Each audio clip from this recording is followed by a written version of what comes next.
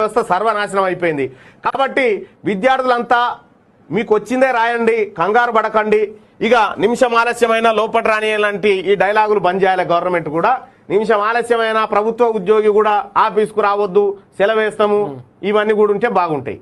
ఇంకొక రెండో విషయం ఏంటంటే రాష్ట్ర ప్రభుత్వం అన్ని సౌకర్యాలు చేసిన తర్వాత ఈ నిబంధనలు పెడితే ఓకే.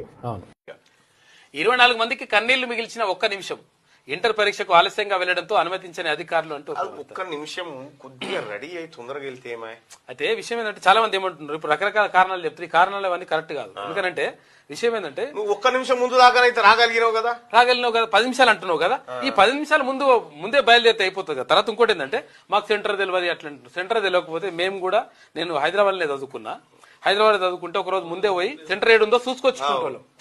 ఒకరోజు ముందే పోయి సెంటర్ ఏడుందో చూసుకొని వచ్చి ఆ తర్వాత రోజు కూడా పరీక్ష రోజు ఉంటే పరీక్ష రోజు 1 గంట ముందు పోయి అక్కడ